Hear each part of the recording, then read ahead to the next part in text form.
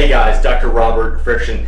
In this video, we're going to talk about the relationship between stress and magnesium deficiency. In 2021, we know that stress is at an all-time high. In fact, studies have actually shown we actually have more stress than the start of the 2020 pandemic.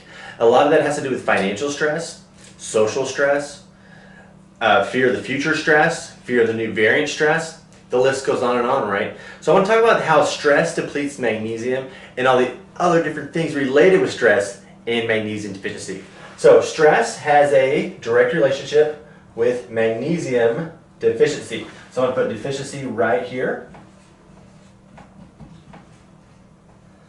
So basically, when you're stressed, your adrenaline goes up, your catecholamine goes up.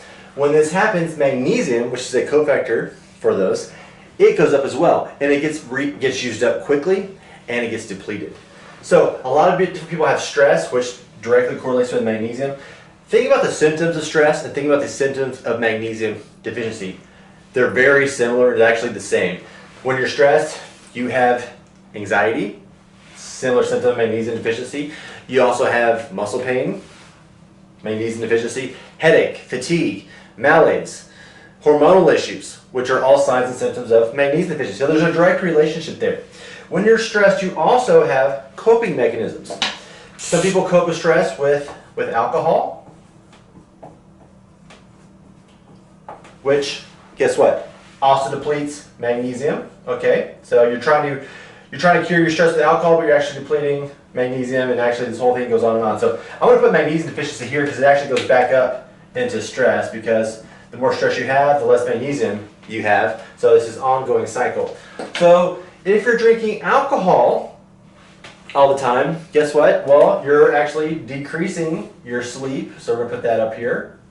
Decreased sleep, less quality, deep sleep and REM sleep. And so if you're waking up tired, guess what that you do? So you will probably use some caffeine in the morning because you're tired, right? And if you use caffeine a lot, guess what? It depletes magnesium. So again, we have a cycle here. So another thing I want to talk about is stress is with the hypertension, because stress has a direct connection with hypertension.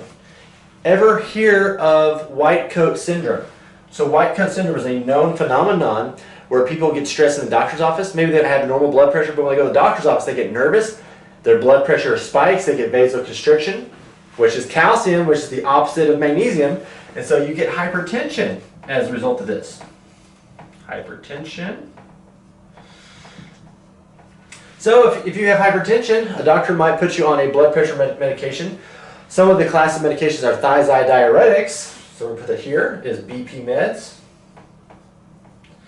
And guess what diuretics do? They deplete magnesium. So you have stress, you have hypertension, you're on blood pressure med, and you have more magnesium. And we know that more magnesium can actually help the stress. So it's kind of we're kind of chasing our tail here. And if we're not sleeping well because we're magnesium deficient, well, guess what? We have more stress too. Let's talk about something else that's related with magnesium deficiency and stress. Depression.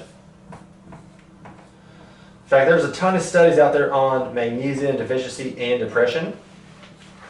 And if you're depressed, you're going to have more stress, right? So the fact is, we are deficient in magnesium at a big percentage of the population.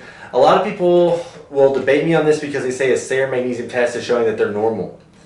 There's a big difference in normal versus optimal. We all know that in the functional medicine circles. But serum test is 0.3% of the total magnesium in our body. So it's not a good measurement.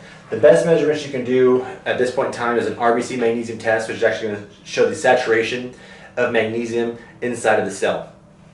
Or you do a magnesium load test, which is actually going to show the amount of magnesium that you're excreting. And if you're excreting magnesium, you probably have a good level. But most people are trying to hold on to all the magnesium they can get because they're so deficient. And so subclinical magnesium deficiency has been clinically indicated 80 to 90% of people in the magnesium load testing. Another thing I wanted to mention, another coping mechanism, is when you're stressed. Maybe you don't drink alcohol. Maybe you don't drink caffeine. But if you're stressed, I bet you do one of these. You probably eat refined carbohydrates. Okay? Refined carbohydrates, guess what? They deplete magnesium as well. And So we have a lot of different things working against us. Stress is a huge deal in today's world. And one of the things we can do is we can actually make sure that we're getting enough magnesium in our diet. And if we're not getting enough magnesium in our diet, we need to get more magnesium through supplements.